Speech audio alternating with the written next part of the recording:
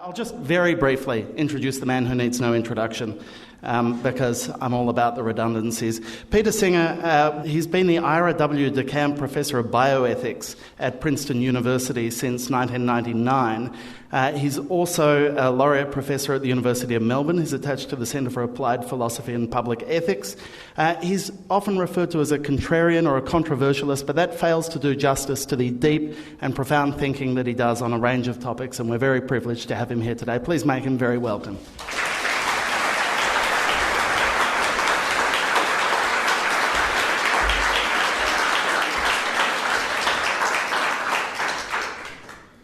Thank you very much, Michael, and thank you for everyone involved in putting this event together and obviously orchestrating the publicity well so that there's a great audience.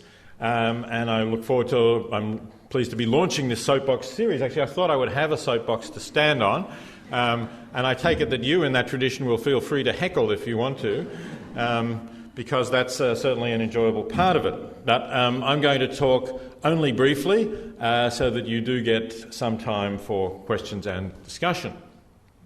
Now, why we should tax meat, or more specifically beef. Firstly, let me say, Michael just said, well, I'm sometimes referred to as a contrarian or controversialist. In this particular topic, I think it's true that I am not putting this forward with the expectation that I will soon see it translated into legislation. That's regrettable in my opinion, but probably the political reality that I can't see a government that is going to have the courage to take on this suggestion in the near future. So in that sense, I am putting it forward in order to raise the issues about the eating of meat and specifically beef, so that we can have that as a discussion platform. Now, you probably know that I've been associated with the animal movement for a very long time. Since 1973, I wrote my first piece about animal liberation, and the book Animal Liberation came out in 1975.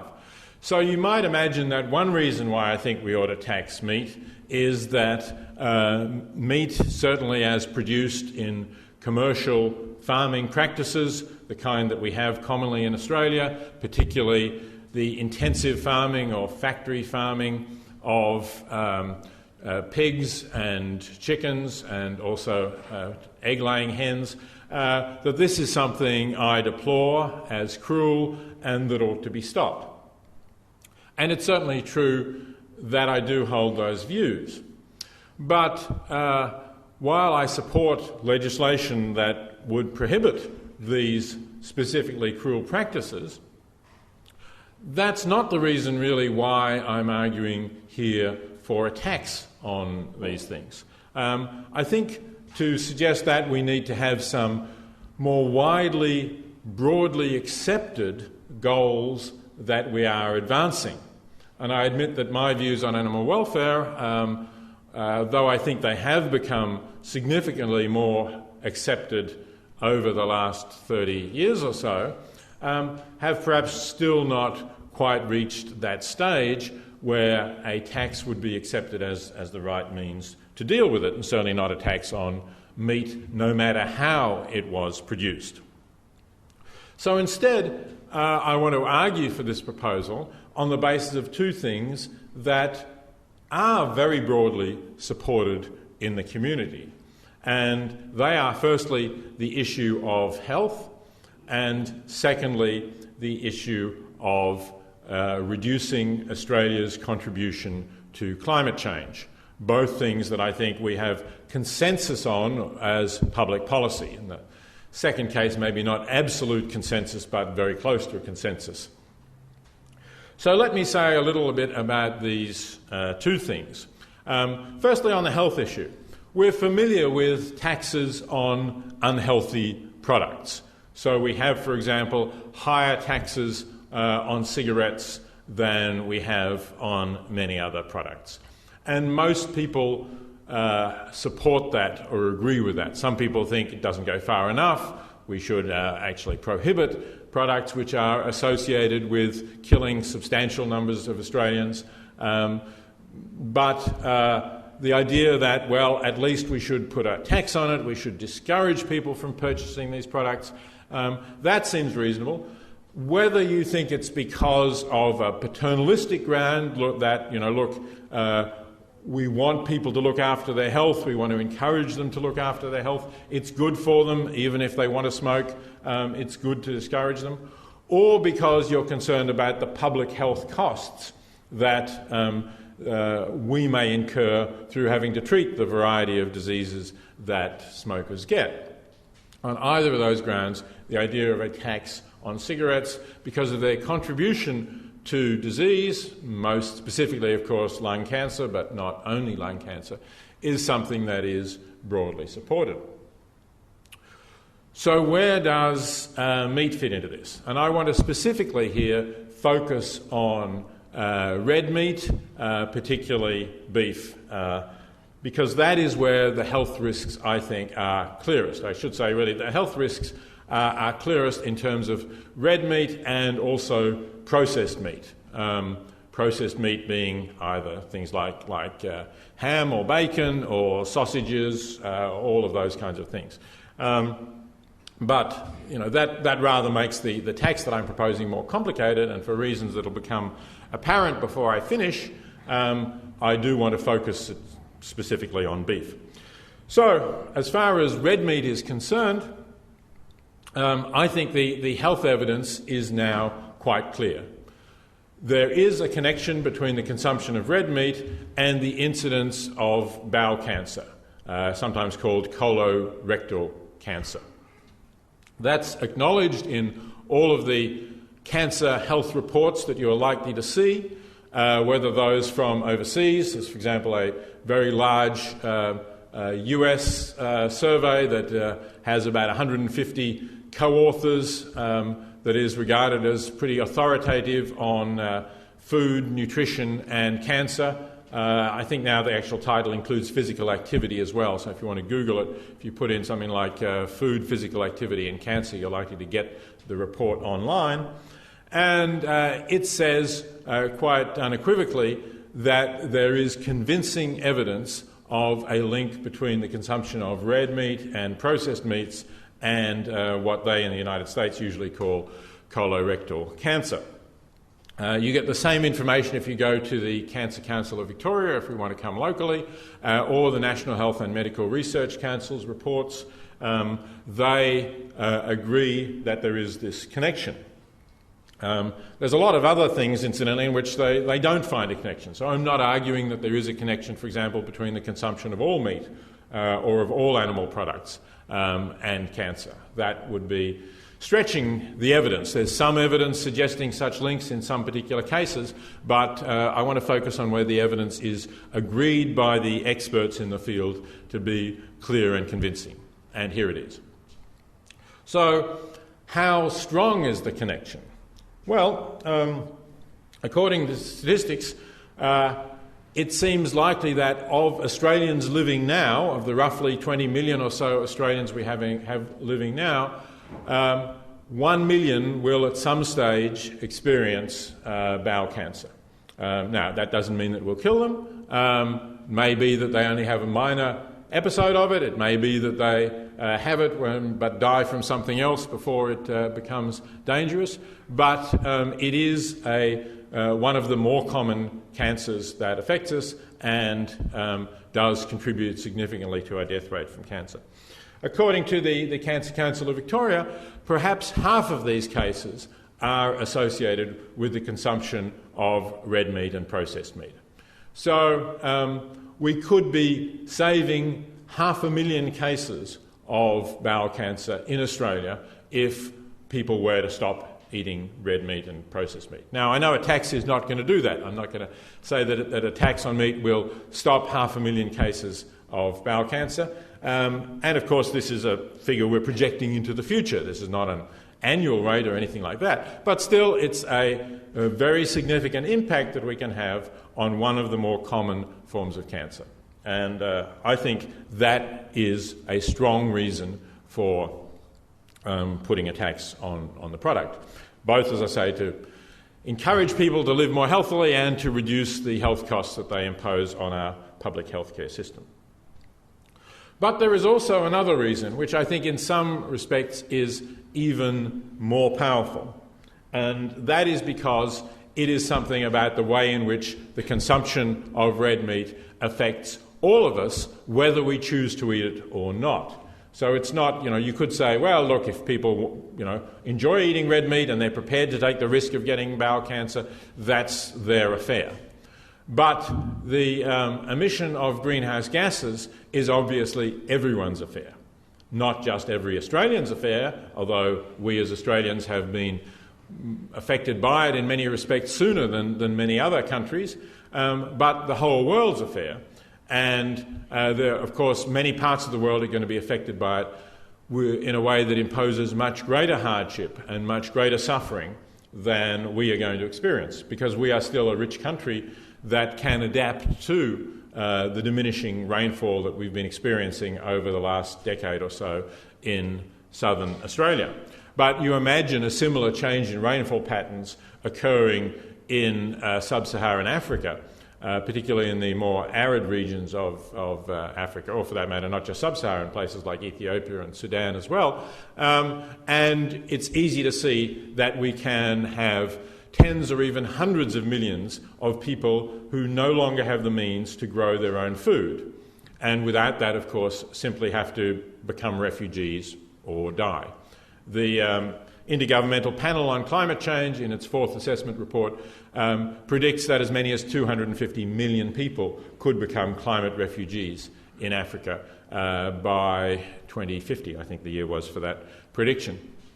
So we're going to have very serious consequences for the world as a whole. I could go on for the rest of my time simply outlining those consequences, but I think they're probably familiar to most of you. What may not be so familiar to you is the contribution that ruminant animals make to greenhouse gases. Ruminant animals, of course, animals basically that chew the cud, of which in Australia cattle are the largest share, although sheep are also ruminant animals, and what I say could well apply to sheep, lamb as well. Ruminant animals produce methane as part of their digestive process, and this is where we get the fart jokes beginning. In fact, they belch a lot of methane as well. It comes out both ends, but we needn't go into the details about where it comes out. They do produce, inevitably, a lot of methane. And methane is an extremely potent greenhouse gas.